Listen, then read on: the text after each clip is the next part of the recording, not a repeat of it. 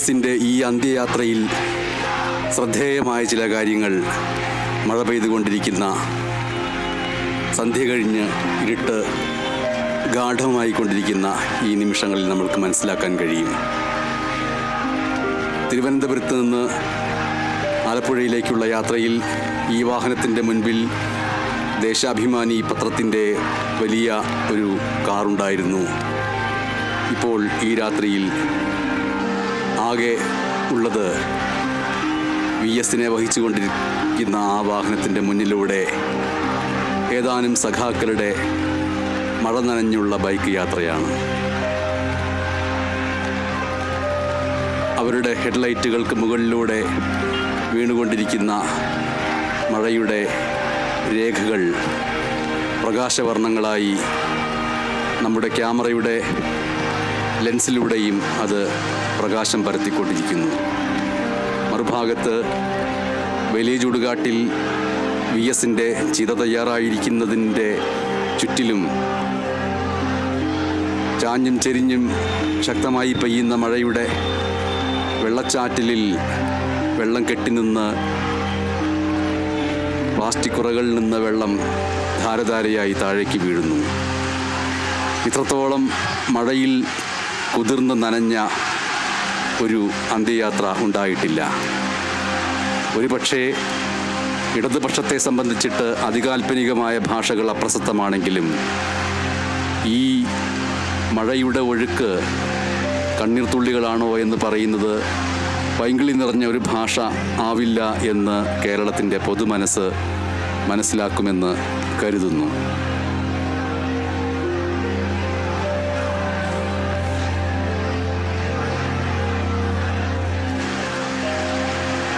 കർമ്മപഥങ്ങളും സമരപാതകളും താണ്ടി ഒരു നൂറ്റാണ്ടിൻ്റെ വിപ്ലവകാരി അന്ത്യവിശ്രമം കൊള്ളാനുള്ള മണ്ണിലേക്ക് അടുത്തുകൊണ്ടിരിക്കുകയാണ്. പുന്നപ്രയുടെയും വയലാറിൻ്റെയും സമരചരിത്രങ്ങൾ ഉറങ്ങുന്ന മണ്ണാണ്. കാലത്തിന് മായ്ക്കാൻ കഴിയാത്ത, അല്ലെങ്കിൽ കാലം മായ്ക്കാത്ത, മുറിവുണങ്ങാത്ത ഒരു പാടായി വലിയ ചുടുകാട് ആലപ്പുഴയുടെയും സാധാരണ ജനങ്ങളുടെയും മനസ്സിൽ അവശേഷിക്കുന്നു. അവിടെ വലിയ ചുടുകാട്ടിൽ മുഖ്യമന്ത്രി പിണറായി വിജയൻ അടക്കമുള്ളവരുണ്ട്. മുഖ്യമന്ത്രി പിണറായി വിജയൻ ഇപ്പോൾ മഴ നനയാതിരിക്കാൻ ഒരു കറുത്ത നിറമുള്ള തൊപ്പി ധരിച്ചിരിക്കുന്നു. ഇതേപോലെയുള്ള വലിയൊരു രാത്രിക്ക് കേരളം സാക്ഷ്യം വഹിച്ചത് മഴ പെയ്തു നിറഞ്ഞ ഒരു കടൽ തീരത്ത് വെച്ച് നടന്ന പാർട്ടി സമ്മേളനമായിരുന്നു. അന്നും അതിശക്തമായി മഴ പെയ്തിരുന്നു. അന്നത്തെ ആ പാർട്ടി സമ്മേളനത്തിലെ ആശയപരമായ ആ തർക്കവിതർക്കങ്ങളെ ഈ ഒരു VS-ൻ്റെ വിയോഗത്തിൻ്റെ വേളയിൽ എടുത്തു കാട്ടുന്ന ചിലരെങ്കിലുമുണ്ട്.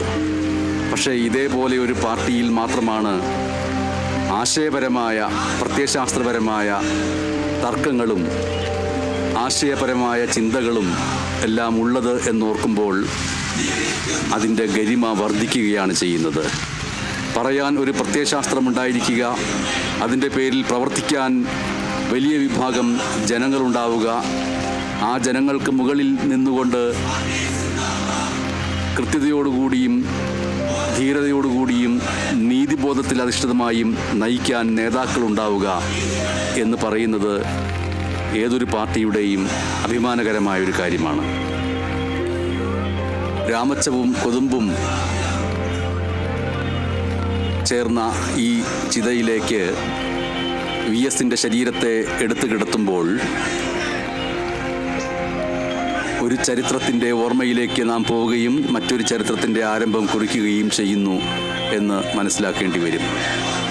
എന്തായാലും ഇന്നത്തെ ഈ രാത്രിയിൽ പെയ്തു തോരാതെ മഴ തുടരുമ്പോഴും VS-ൻ്റെ ശരീരത്തെ അഗ്നിനാളങ്ങൾ ഇല്ലാതാക്കുമ്പോഴും ബാക്കി വരുന്ന ഓർമ്മയിൽ നമ്മൾക്ക് അഭിമാനിക്കാൻ കഴിയുന്നത് VS ജീവിച്ചിരുന്ന കാലത്ത് ജീവിച്ചിരുന്നു എന്ന് കൃതാർത്ഥരാവാൻ കഴിയുന്നു എന്നതായിരിക്കും ഒരു പക്ഷേ. വി എസിനോടും വി എസിൻ്റെ പാർട്ടി മുന്നോട്ട് വയ്ക്കുന്ന പ്രത്യയശാസ്ത്രത്തോടും എതിർപ്പുള്ളവർ പോലും വി എസ് ജീവിച്ചിരുന്ന ഒരു കാലഘട്ടത്തിൽ ജീവിക്കാൻ കഴിഞ്ഞു എന്നുള്ളത് ഇക്കാലത്ത് നാം ഏതൊക്കെ മഹാരഥന്മാർക്ക് ഒപ്പം ജീവിച്ചിരുന്നുവോ ആ മഹാരഥന്മാർക്കൊപ്പം ജീവിക്കാൻ കഴിഞ്ഞു എന്നതിൻ്റെ കൃതാർത്ഥതയുടെ പട്ടികയിൽ മുൻഗണനയിൽപ്പെടുന്ന ഒന്നായിരിക്കും.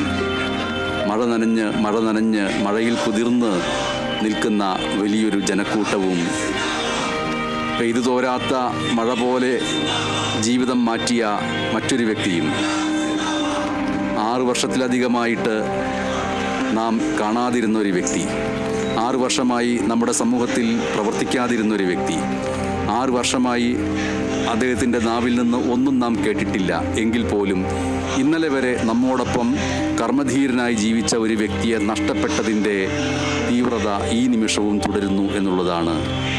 101 വയസ്സ് എന്നുള്ളത് അപ്രസക്തമാവുകയും ഇന്നലെ വരെയും കർമ്മധീരതയോടുകൂടി നമ്മോടൊപ്പം തുടർന്ന ഒരു വ്യക്തി ഇന്നും ഉണ്ടായിരുന്നെങ്കിൽ ഇതെത്ര പെട്ടെന്നാണ് വി എസ് ഇല്ലാതായത് എന്ന് തോന്നിപ്പിക്കുന്ന അത്രയും ദീപ്തമായിരുന്നു അദ്ദേഹത്തിൻ്റെ ജീവിതം.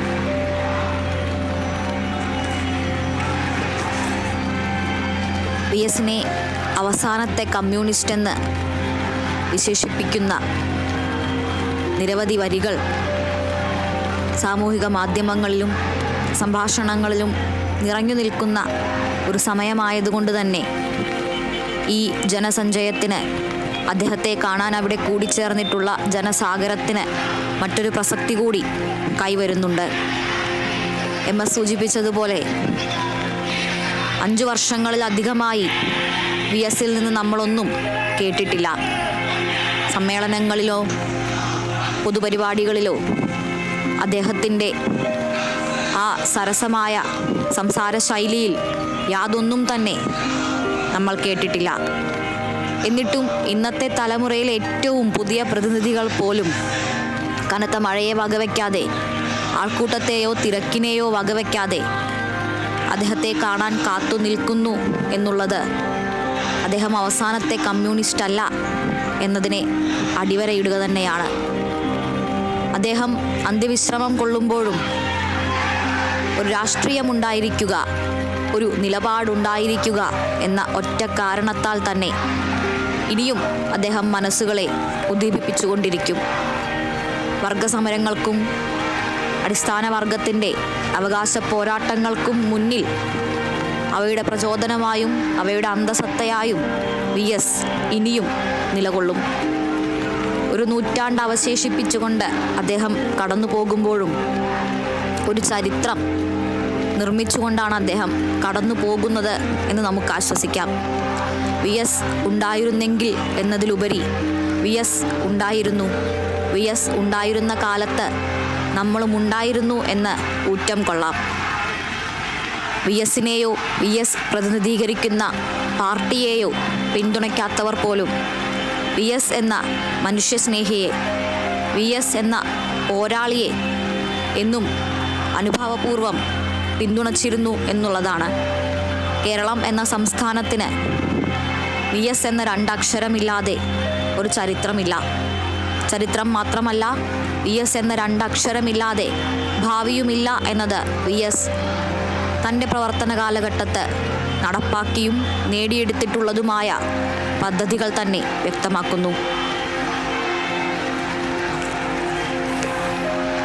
മിനിഞ്ഞാന്ന് വൈകിട്ട് 3:30 മുതൽ കേരള വിഷൻ ന്യൂസ് കേരളത്തിൻ്റെ വിവിധ ഭാഗങ്ങളിലുള്ള എത്രയോ വീട്ടമ്മമാരുടെ, എത്രയോ കൂലിപ്പണിക്കാരുടെ, എത്രയോ സാധാരണക്കാരുടെ അഭിപ്രായങ്ങൾ വി എസിനെ കുറിച്ചുള്ളത് കേരള വിഷൻ ന്യൂസിലൂടെ പങ്കുവെക്കുകയായിരുന്നു. ആലപ്പുഴയിലേക്കോ തിരുവനന്തപുരത്തേക്കോ ഒന്നും വരാൻ കഴിയാതെ കാസർഗോഡും കണ്ണൂരും മലപ്പുറവും ഒപ്പം തന്നെ സംസ്ഥാനത്തിന് പുറത്ത് ഇതര സംസ്ഥാനങ്ങളിൽ ജോലി ചെയ്യുന്ന എത്രയെങ്കിലും മലയാളികൾ, അവർ കേരള വിഷൻ ന്യൂസിലൂടെയായിരുന്നു വി എസിന് അന്ത്യാഭിവാദ്യം അർപ്പിച്ചത്. കേരള വിഷൻ ന്യൂസ് ഈ വേർപാടിൻ്റെ, വിയോഗത്തിൻ്റെ വേളയെ ചരിത്രപരമായൊരു ദൗത്യമായി കണക്കിലെടുക്കുകയും വീട്ടിലുള്ളവർക്ക് വീട്ടിലിരുന്ന് തന്നെ തത്സമയം ടെലിവിഷൻ ചാനലിൽ പ്രത്യക്ഷപ്പെട്ട് വി VS-നെ കുറിച്ചുള്ള ഓർമ്മകൾ പങ്കുവയ്ക്കാൻ അവസരം നൽകുകയും ചെയ്തിരുന്നു. ഈ 3 ദിവസം കൊണ്ട് ആയിരക്കണക്കിന് പേരാണ് കേരള വിഷൻ ന്യൂസിലൂടെ VS-നെ കുറിച്ച് പറഞ്ഞത്. പലരും തത്സമയം ടെലിവിഷനിലേക്ക് അവരെ കണക്ട് ചെയ്തപ്പോൾ ഷർട്ട് ഇടുകയോ അല്ലെങ്കിൽ നല്ല വസ്ത്രം ധരിക്കുകയോ ചെയ്യുക എന്നുള്ള ഔപചാരികതയ്ക്കൊന്നും നിൽക്കാതെ വീട്ടിൽ ഏത് വേഷത്തിലാണോ നിന്നത് ആ വേഷത്തിൽ നിന്നുകൊണ്ട് ഞങ്ങളുടെ VS, എൻ്റെ VS എന്ന് പറഞ്ഞ് സംസാരിച്ചു. എത്രയെങ്കിലും പേർ കരഞ്ഞു, ചിലർ പാട്ടുപാടി. പാട്ട് പാടുന്നതിനിടയിൽ അവർക്ക് വെള്ളി വീണു. എന്നിട്ടും അവർ പാടുന്നത് ഗായകരായി അറിയപ്പെടാൻ വേണ്ടിയല്ല, മറിച്ച് ഒരു പാട്ടിലൂടെയെങ്കിലും തങ്ങളുടെ പ്രിയപ്പെട്ട നേതാവിന് വാക്കുകൾ കൊണ്ട് അഭിവാദ്യം അർപ്പിക്കുക എന്നതായിരുന്നു. തീർച്ചയായും അല്പസമയത്തിനകം ഇവിടെ VS-ൻ്റെ മൃതദേഹം കൊണ്ടുവരും. നമ്മളിപ്പോൾ കാണുന്ന ചുവപ്പിൽ വെളുത്ത അക്ഷരങ്ങളിൽ എഴുതിയിരിക്കുന്ന VS എന്ന ആ 2 അക്ഷരങ്ങൾക്ക് മുകളിൽ VS-നെ എടുത്തു കിടത്തും. പ്രത്യേകിച്ച് ചടങ്ങുകളൊന്നുമില്ലാതെ എല്ലാ പാർട്ടി പ്രവർത്തകരും അവസാനമായി ഹൃദയം പൊട്ടുമാർ ഉച്ചത്തിൽ കണ്ണേ കരളെ VS എന്ന് പറയും. ഇല്ല ഇല്ല, മരിക്കുന്നില്ല എന്ന് ആവർത്തിക്കും. അതിനുശേഷം VS അരുൺകുമാർ മകൻ ചിതയ്ക്ക് തീ കൊളുത്തും. ആ മൃതശരീരം അഗ്നിനാളങ്ങളാൽ ഭസ്മമാക്കി മാറ്റപ്പെടുകയും ചെയ്യും. പക്ഷേ അവിടെ നിന്ന് ഇനിയുള്ള ദിവസങ്ങളിൽ തീർച്ചയായിട്ടും ചില ചോദ്യങ്ങൾ ഉയരും. ആ ചോദ്യങ്ങൾ വളരെ പ്രസക്തവുമാണ്. ഒരു വ്യക്തി മരിച്ചു കഴിഞ്ഞാൽ അഗ്നിനാളങ്ങൾ ആ വ്യക്തിയുടെ ശരീരത്തെ ഏറ്റെടുത്തു കഴിഞ്ഞാൽ പിന്നീട് നമ്മൾ പറയാറുണ്ട് ഇനി ഓർമ്മ ഓർമ്മ ഓർമ്മ എന്ന്. പക്ഷേ ആ ഓർമ്മ എന്ന് പറയുന്നത് ഭാവിയിൽ ചോദ്യങ്ങൾ ചോദിക്കാൻ പ്രേരിപ്പിക്കുന്ന ഒന്നാവണം ഓർമ്മ. അതുകൊണ്ടാണ് ഓർമ്മകൾ ഉണ്ടായിരിക്കണമെന്ന് നാം എപ്പോഴും പറയുന്നത്. ഓർമ്മകൾ ഉണ്ടായിരിക്കണം എന്ന് VS എപ്പോഴും പറഞ്ഞുകൊണ്ടിരിക്കും. ഏതൊക്കെ കാര്യങ്ങളിൽ, ഏതൊക്കെ ചരിത്രപരമായ ഘട്ടങ്ങളിൽ, ഏതൊക്കെ പ്രതിസന്ധിയുടെ ഘട്ടങ്ങളിൽ നീതി നിഷേധിക്കപ്പെട്ടു എന്ന് തോന്നിപ്പിച്ച ഘട്ടങ്ങളിൽ നീതിയേക്കാൾ ഉപരി മറ്റെന്തൊക്കെയാണ് പ്രവർത്തിച്ചുകൊണ്ടിരിക്കുന്നത് എന്ന് പൊതുസമൂഹം സംശയിക്കപ്പെട്ടിരുന്ന ഘട്ടങ്ങളിലൊക്കെ ഏതൊക്കെ വ്യത്യസ്തതകൾ, ഏതൊക്കെ വിഭിന്ന സ്വരങ്ങൾ, ഏതൊക്കെ വിമത സ്വരങ്ങൾ താൻ ഉയർത്തി. ആ സ്വരങ്ങൾ ഉയർത്തുന്നതിൻ്റെ പിറകിൽ ഓരോരോ ചോദ്യങ്ങളുണ്ടായിരുന്നു. നാം ജീവിച്ചുകൊണ്ടിരിക്കുന്ന കാലഘട്ടത്തെക്കുറിച്ചും നാം അനുഭവിച്ചുകൊണ്ടിരിക്കുന്ന അനീതികളെക്കുറിച്ചും നമുക്ക് ലഭിക്കാതെ പോകുന്ന അവകാശങ്ങളെക്കുറിച്ചുമൊക്കെ എപ്പോഴൊക്കെ സംശയങ്ങൾ ഉയരുന്നുവോ ആ ഉയരുന്ന സംശയങ്ങളുടെ വേളയിൽ അതിൻ്റെ അടിസ്ഥാനപരമായ വസ്തുതകൾ ഉയർത്തിക്കൊണ്ട് ചോദ്യങ്ങൾ ചോദിക്കുമ്പോഴാണ് ഒരു ജനതയായി നാം ജീവിച്ചു എന്ന് നാം സ്വയം മനസ്സിലാക്കുന്നത്. അങ്ങനെ ചോദ്യങ്ങൾ ചോദിക്കാനുള്ളതാണെന്നും ചോദിക്കുന്ന ചോദ്യങ്ങളിലൂടെയേ ഉത്തരങ്ങൾ ലഭിക്കുകയുള്ളൂ എന്നും ഉത്തരങ്ങൾ ലഭിക്കും വരെയും പോരാട്ടം തുടരേണ്ടതുണ്ട് എന്നും നമ്മുടെ കാലത്തോട് നിരന്തരം ആവർത്തിച്ച് കലഹത്തിൻ്റെ ഭാഷയിൽ സംസാരിച്ചു കൊണ്ടിരുന്ന, എന്നും പ്രതിപക്ഷമായിരുന്ന ഒരു വ്യക്തിയുടെ അവസാന നിമിഷങ്ങൾ അഗ്നിനാളങ്ങളിലേക്ക് പരിവർത്തിക്കപ്പെടാൻ പോകുമ്പോഴും അത് കഴിഞ്ഞ് നമ്മൾ ഈ മഴയിൽ കുടയും ചൂടി അല്ലെങ്കിൽ പെരുമഴ നനഞ്ഞ് വീട്ടിലെത്തി നാളെ നേരം വെളുത്ത് എഴുന്നേറ്റാലും ചോദ്യങ്ങൾ ബാക്കി ആയി തുടരുക തന്നെ ചെയ്യും. ആ ചോദ്യങ്ങളെന്ന് പറയുന്നത് ഏതൊക്കെ മാളങ്ങളിൽ നിന്നാണ് ഈ മനുഷ്യനെ കാണാൻ വേണ്ടി വന്നുകൊണ്ടിരുന്നത്? ഇതുവരെയും കാണാത്ത മനുഷ്യർ, ഇതുവരെയും അറിയാത്ത മുഖഭാവങ്ങൾ. അതിൽ ഔദ്യോഗിക രംഗത്തെ പ്രമുഖരല്ല, സാധാരണ മരണവാർത്തകളിൽ സാമൂഹ്യ സാംസ്കാരിക രംഗത്തെ പ്രമുഖർ പങ്കെടുത്തു എന്ന് പറയുന്ന വാക്കുണ്ട് അത്രമേൽ ക്ലിഷയായി മാറിയത്. അതിനപ്പുറത്തുള്ള പൊതുജനം, അവർ കൂലിപ്പണിക്കാരുണ്ട്, തെരുവിൽ ജോലിയെടുക്കുന്നവരുണ്ട്, കാനകളിൽ പണിയെടുക്കുന്നവരുണ്ട്, തൊഴിലിടങ്ങളിൽ സെയിൽസ് ഗേളുകളായി നിൽക്കുന്നവരുണ്ട്, മീൻ പിടിക്കുന്നവരുണ്ട്, വല നെയ്യുന്നവരുണ്ട്, ആക്രി സാധനങ്ങൾ വാങ്ങി വിൽക്കുന്നവരുണ്ട്. അവരടക്കമുള്ളവർ ഇന്ന് വരുന്നു. എവിടെ നിന്നവർ വരുന്നു? ഏതൊക്കെ മാളങ്ങളിൽ നിന്ന്, ഏതൊക്കെ ചേരികളിൽ നിന്ന്, ഏതൊക്കെ ചെരുവുകളിൽ നിന്ന്, ഏതൊക്കെ ഓരം ചേർക്കപ്പെടലുകളിൽ നിന്ന് വന്നവരാണ് അവർ എന്തുകൊണ്ട് ഈ മനുഷ്യനെ തേടി വന്നു? ആ വന്ന എല്ലാവരും CPIM പ്രവർത്തകർ തന്നെയാണോ? ആ വന്ന എല്ലാവരും CPI പ്രവർത്തകർ തന്നെയാണോ? ആ വന്ന ഇപ്പോഴും കാണാൻ വേണ്ടി കാത്തു നിൽക്കുന്ന, അന്ത്യനിമിഷങ്ങൾ കാണാൻ വേണ്ടി പെരുമഴ നനഞ്ഞു നിൽക്കുന്ന ഈ എല്ലാ മനുഷ്യരും ഇടതുപക്ഷ പ്രവർത്തകർ തന്നെയാണോ? അപ്പോൾ ഇടതുപക്ഷ പ്രവർത്തനത്തിൻ്റെ ഇടതുപക്ഷ പാർട്ടിയുടെ അകത്ത് അതിൻ്റെ ചിട്ടവട്ടങ്ങൾ എന്ന് പറയുന്ന ആ ചിട്ടവട്ടങ്ങൾ നീതിയുടെയും വർഗബോധത്തിൻ്റെയും അടിസ്ഥാനത്തിലുള്ള മഹത്തായിട്ടുള്ള ഒന്നാണ് CPIM-നെ സംബന്ധിച്ചിട്ടും ഇടതുപക്ഷ പാർട്ടികളെ സംബന്ധിച്ചിട്ടും പാർട്ടിയുടെ ചട്ടക്കൂട് എന്ന് പറയുന്നത്.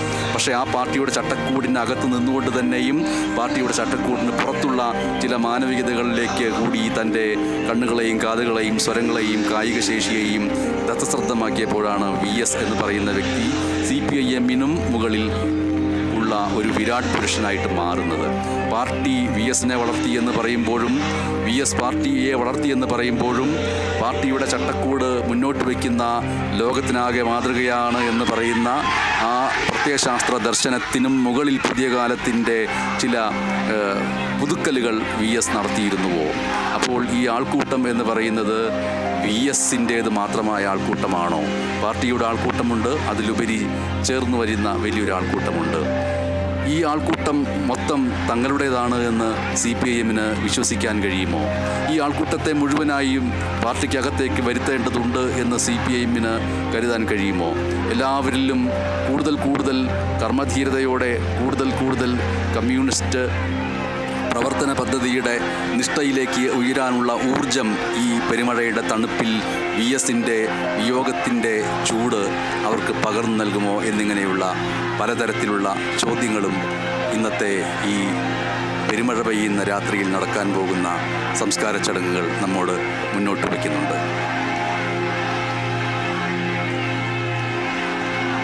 പോരാട്ടങ്ങൾ അവസാനിപ്പിച്ച് യാത്രകൾ അവസാനിപ്പിച്ച് VS ഇന്ന് സ്വന്തം മണ്ണിലേക്ക് തിരിച്ചെത്തുകയാണ്. ഒരിക്കലും മുടക്കാത്ത 2 ആലപ്പുഴ പതിവുകളാണ് VS-നുണ്ടായിരുന്നത്. ഒന്ന്, വേലിക്കകത്ത് വീട്ടിൽ എല്ലാ രാഷ്ട്രീയ കാർക്കശ്യങ്ങളും കടുപ്പങ്ങളും മാറ്റിവെച്ച് ഓണമുണ്ണാനെത്തുന്നത്. മറ്റൊന്ന്, പുന്നപ്ര വയലാർ രക്തസാക്ഷി അനുസ്മരണം. 2019 അനാരോഗ്യം വലയ്ക്കുന്നതുവരെയും ആ പതിവുകൾ അദ്ദേഹം മുടക്കിയില്ല. നീണ്ട 5 വർഷങ്ങൾക്ക് ശേഷം VS വീണ്ടും ആ 2 പതിവുകളിലേക്ക് തിരിച്ചെത്തുന്നത്